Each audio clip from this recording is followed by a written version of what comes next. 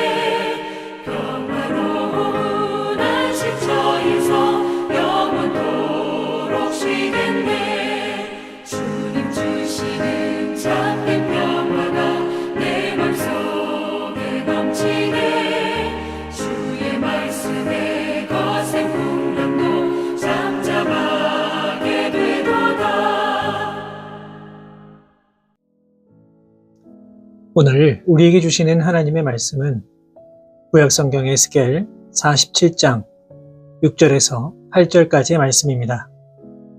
에스겔 47장 6절에서 8절까지의 말씀을 제가 받들어 봉독하겠습니다.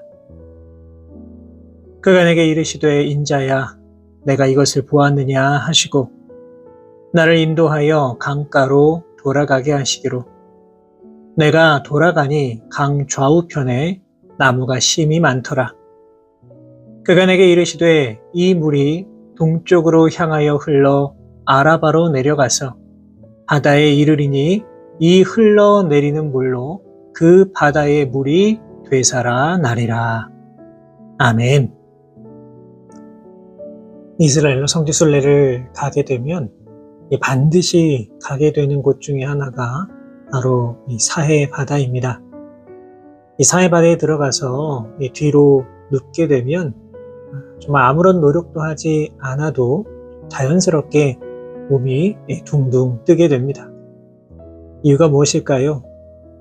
그것은 바로 이 다른 바다에 비해서 사해 바다의 염도가 극도로 높기 때문입니다.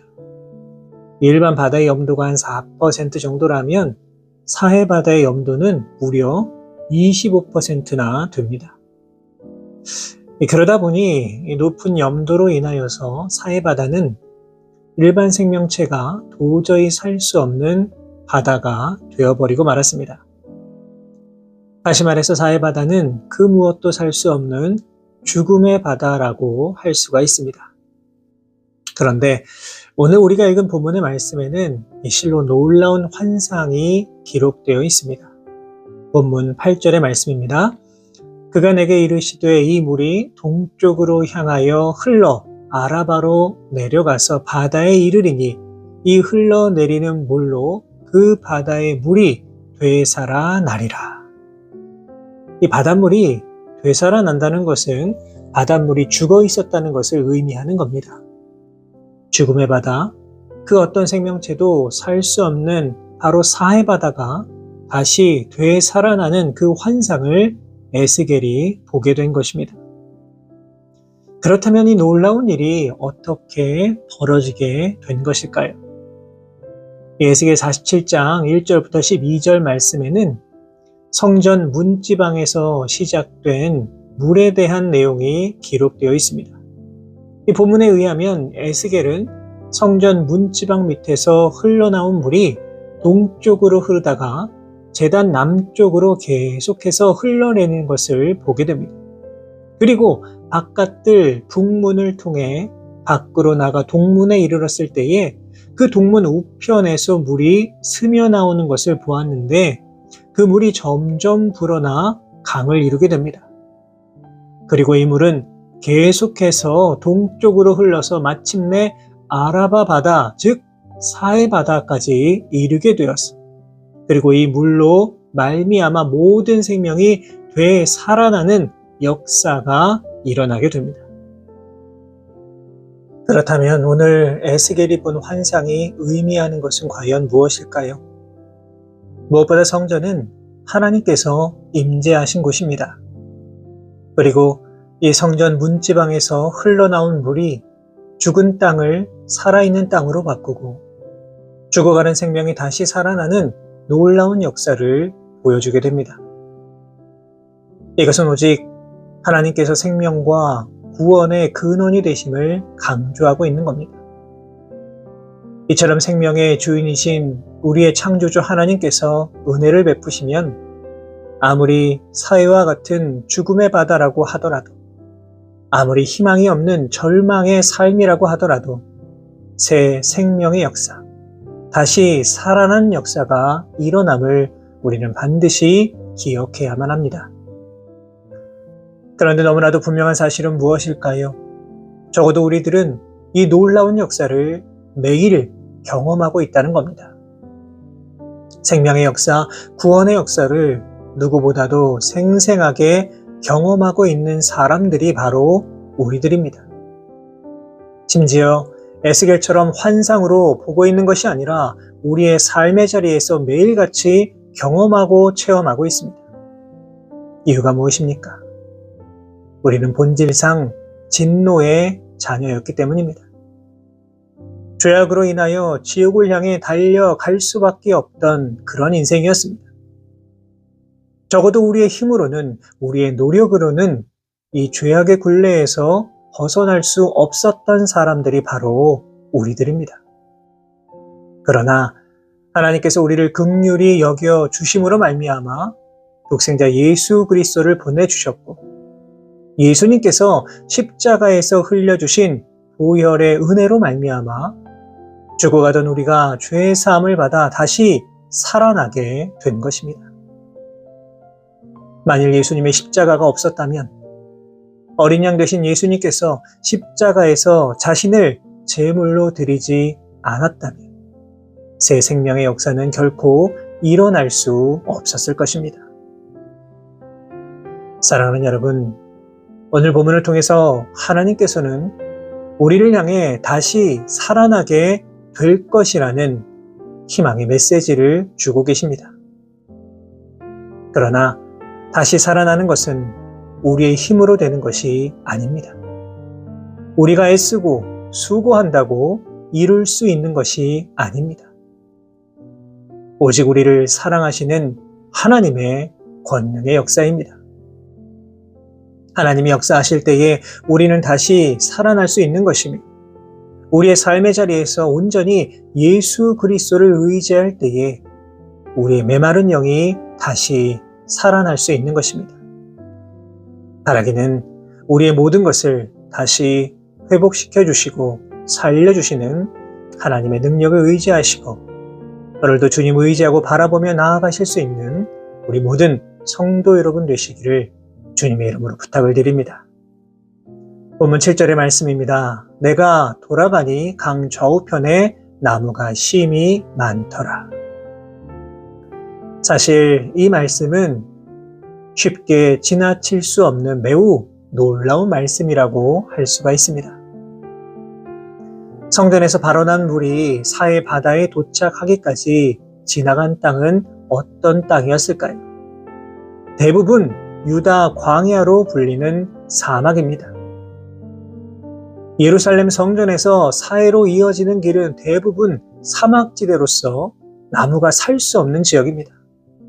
그런데 이러한 사막지대를 성전에서 시작된 물이 흐르면서 그 강가의 나무들이 무성하게 자란 것입니다. 너무 당연한 사실이겠지만 물이 풍부한 곳에는 나무가 잘 자라게 되어 있습니다. 또 그러한 나무들이 아름답고 맛있는 열매를 맺게 됩니다. 시편 1편의 시인은 이러한 모습을 빗대어서 그는 시냇가에 심은 나무가 철을 따라 열매를 맺으며 그 잎사귀가 마르지 아니함 같으니 라고 노래한 바 있습니다. 이러한 사실을 통해서 우리가 깨달아야 하는 영적인 교훈은 무엇일까요? 그것은 바로 예수님을 통하여서 하나님의 생명수 강가에 심겨진 성도들은 반드시 잎이 푸른 나무와 같이 생명력 있는 삶을 살아가게 될 것이고 아름다운 열매를 맺게 된다는 것입니다. 그렇다면 우리의 모습은 어떠합니까?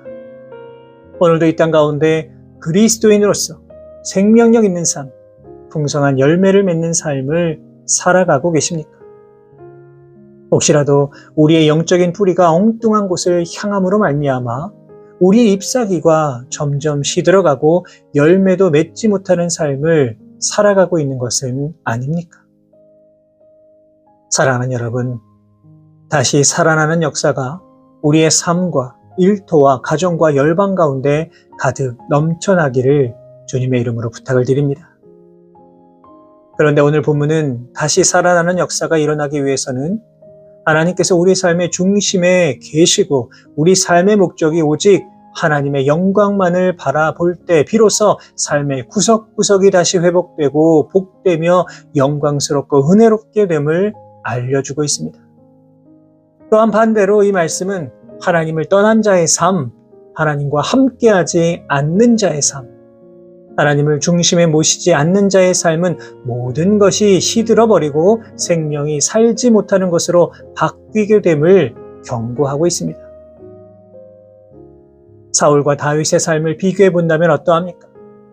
하나님의 선택을 받은 왕이었지만 그가 하나님을 떠나고 하나님이 그를 버리자 그의 인생은 실로 추하고 수치스러워졌으며 또 자살로 생을 마감해야만 했습니다.